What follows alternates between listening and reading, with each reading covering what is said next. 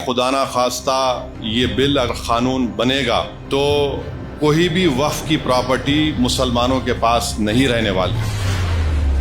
نریندر مودی کی حکومت نے اپنی نفرت کو اس قانون میں جو شکل دی ہے کہ وقف با یوزر ختم کر دیا جائے گا۔ اب وقف با یوزر اگر ختم ہوگا تو سب سے پہلے نشانے پر ہے ہر مسلک کا مدرسہ۔ جو بی جے پی کی حکومت پورے ملک میں وقف کی جائیداد کا جو بل لے کر آئی ہے، میں صرف مختصر سے الفاظ میں اپنی بات کو بول کر یہاں سے رخصت ہو جاؤں گا کہ اگر یہ خدا نہ خواستہ یہ بل اگر قانون بنے گا تو کوئی بھی وقف کی پراپرٹی مسلمانوں کے پاس نہیں رہنے والی، سب حکومت کے قبضے میں چلا جائے گا۔ اور جس منصوبہ بند طریقے سے نریندر مودی کی حکومت نے اپنی نفرت کو اس قانون میں جو شکل دی ہے کہ مثال کے طور پر وہ کہتے ہیں کہ وقف با یوزر ختم کر دیا جائے گا۔ اب وقف با یوزر اگر ختم ہوگا تو سب سے پہلے نشانے پر ہے ہر مسلک کا مدرسہ۔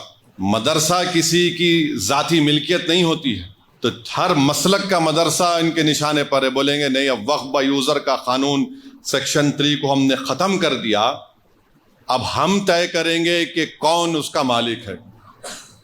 دوسرا، حیدرآباد کی مکہ مسجد ہے، قانون یہ بول رہا کہ رجسٹرڈ ڈیڈ لے کر آؤ آپ۔ تلنگانہ میں 33,000 کے قریب وقف کی جائیداد رجسٹرڈ ہے۔ 90% ان جائیدادوں کے پاس کوئی رجسٹرڈ ڈیڈ ہی نہیں ہے، کوئی رجسٹرڈ ڈیڈ نہیں ہے۔ تو حکومت بولیں گی دیکھیے اب آپ کے پاس رجسٹرڈ ڈیڈ نہیں ہے، وقف با یوزر ختم ہو گیا، اب ہم اس پہ قبضہ کر لیں گے۔ قبرستان ہے، قبرستان کے کوئی کاغذ نہیں ہے۔ خانقاہیں ہیں، کوئی کاغذ نہیں ہے۔ درگاہیں ہیں، کوئی کاغذ نہیں ہے۔ کیا ہے؟ وقف با یوزر ہے۔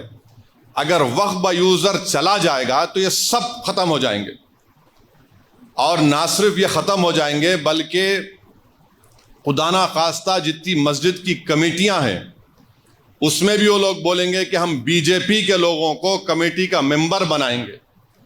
آپ نماز پڑھیے، اس سے آپ کو کیا کرنا ہے؟ اور یہ بل میں یہاں تک لکھا گیا ہے کہ اس اگر وہ قانون بنے گا تو اس کے رولز بھی نریندر مودی دلی میں بیٹھ کے بنائیں گے۔ اس بل میں یہ بھی لکھا گیا کہ اگر وقف بورڈ کسی کے خلاف ایکشن لینا ہے تو نریندر مودی سے پوچھنا پڑے گا۔ اس بل میں یہ بھی لکھا گیا ہے کہ سینٹرل وقف کونسل میں صرف ایک منسٹر کو چھوڑ کر، وزارت اقلیتی بہبود کے منسٹر کو چھوڑ کر سب مسلمان ممبر بنتے ہیں۔ اب اس بل میں کہا گیا کہ یہ کم سے کم 2 بنیں گے، 2 بنیں گے۔ اب حکومت 7 بھی بنا سکتی۔ ریاستی وقف بورڈ میں تمام ممبر مسلمان ہوتے ہیں، تو نریندر مودی نے کہہ دیا کہ نہیں، صرف متولی کیٹیگری کے اور میونسپل کارپوریشن کے جو پنچایت کے لوگ جیتتے ہیں 3 یا 4 بنیں گے، باقی تمام کے تمام ہم کسی غیر مسلم کو بنائیں گے۔ ریاستی وقف بورڈ میں الیکشن ہوتا تھا متولی کیٹیگری کا، بار کونسل کے کیٹیگری کا، ایم ایل اے کیٹیگری کا، ایم پی کیٹیگری کا، سب ختم۔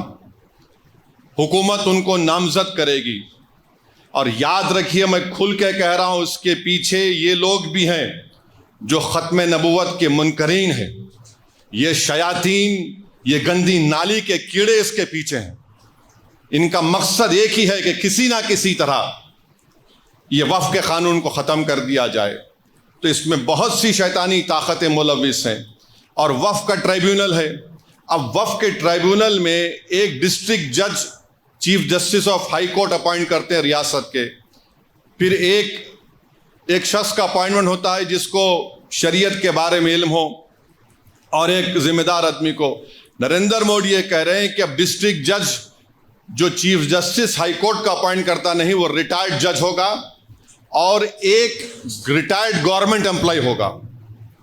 میرا جو مشاہدہ ہے، جتنے گورنمنٹ کے اس طرح کے انکوائری کمیٹیز بنتے ہیں جس میں ریٹائرڈ جج ہوتے ہیں، ایک ریٹائرڈ گورنمنٹ کا سرونٹ ہوتا ہے۔ مثال کے طور پر برسوں پہلے مفتی غیاث کو معلوم ہوگا، 1996 میں تالاب کٹے میں ایک فائرنگ ہوئی تھی جس میں ایک معصوم عورت فرسٹ فلور پہ تھی، شہید ہو گئی تھی. وہ کمیٹی میں کہہ دیا گیا کہ پولیس نے اپنی جان بچانے کے لیے فائرنگ کی. رپورٹ ہے، شاید کچھ نام ہے کمیٹی کا. پھر مکہ مسجد کی رپورٹ ہے، وہ آج تک نہیں نکلی. حیرت کی بات یہ ہے کہ کلیکٹر کو یہ پاور دیا گیا کہ یہ قانون بننے کے بعد جتنی بھی وقف کی پراپرٹی ہے، اگر کوئی شیطان جا کے بولے گا کہ نہیں وقف کی نہیں ہے گورنمنٹ کی ہے، تو کلیکٹر انکوائری کا آرڈر کرے گا.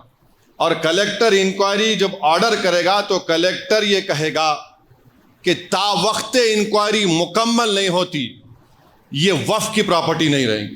اب کلیکٹر صاحب برسوں انکوائری کرتے رہیں گے، آپ کی تو پراپرٹی چھین لی گئی. کیسے انکوائری کریں گے؟ تو انگریزی میں استعمال کیا گیا whatever he deems fit, یعنی وہ جیسا چاہے انکوائری کر سکتے.